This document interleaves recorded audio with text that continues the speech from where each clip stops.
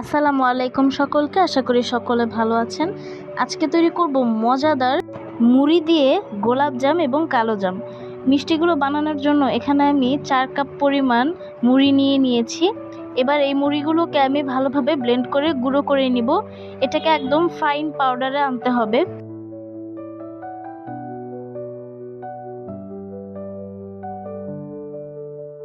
যাতে কোনো আস্ত দানা না থাকে এই জন্য আমি মুড়িগুলোকে চেলে নিয়েছি।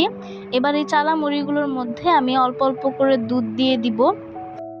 দুধটাকে দিয়ে ভালোভাবে মিক্স করতে থাকবো। এই পর্যায়ে সেই দুধে আমি কিছুটা চিনি দিয়ে নিয়েছি।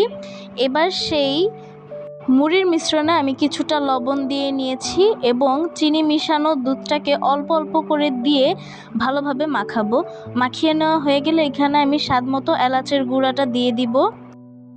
আর এই মুড়ির মিশ্রণটাকে কিন্তু অবশ্যই ভালোভাবে মথে নিতে হবে। মাথা হয়ে গেলে এখানে আমি দিয়ে দিব সামান্য ঘি। এরপর আমি দিয়ে দিব রুম টেম্পারেচারে থাকা একটি ডিম। দিয়ে ডিমটার সাথে ভালোভাবে মিশিয়ে আমি এখানে দিয়ে দিব 1 কাপ গুঁড়া দুধ। এরপর আমি একটা প্লেটের মধ্যে কিছুটা ঘি নিয়ে ভালোভাবে প্লেটে ছড়িয়ে দিব। এবার আমি আগে থেকে তৈরি করে রাখা মুড়ির ডোটাকে ভালোভাবে আরেকবার মথে নিব। এবার হাতে ঘি মাখিয়ে আমি মুড়ি থেকে অল্প অল্প করে লেচি কেটে মিষ্টির শেপ দিয়ে নিব। এখানে আমি লম্বা লম্বা শেপ করেছি, আপনারা চাইলে গোল শেপও দিতে পারেন। এবার চলে আসি শিরা বানানোর পর্যায়ে। শিরা বানানোর জন্য এখানে আমি একটা এলাচ দিয়ে 2 কাপ পানি এবং 1.5 কাপ চিনি এবং সামান্য একটু লেবুর রস দিয়ে একটা শিরা বানিয়ে নিব। এবার আমি চুলায় একটা কড়াইয়ে তেল গরম করে আগে থেকে বানিয়ে রাখা মিষ্টিগুলোকে ভেজে নিব। এখানে আমি প্রথমে গোলাপ জামটাকে বানিয়ে নিব। গোলাপ জামটা বানানোর সময় চুলার আঁচটা মিডিয়াম রাখতে হবে এবং অনবরত নাড়তে হবে, তা না হলে কিন্তু এক সাইডে কালার এসে পড়বে। ভালোভাবে নেড়ে আমি শিরার মধ্যে ডুবিয়ে রেখে এবার চলে যাব কালো জাম বানানোর প্রসেসে।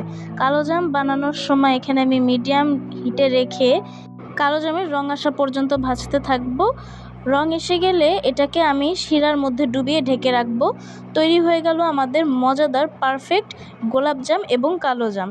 আজকের ভিডিওটি যাদের ভালো লেগেছে তারা অবশ্যই লাইক, কমেন্ট, শেয়ার এবং সাবস্ক্রাইব করতে ভুলবেন না। দেখেন মিষ্টিটা কত পারফেক্ট এবং সফট হয়েছে।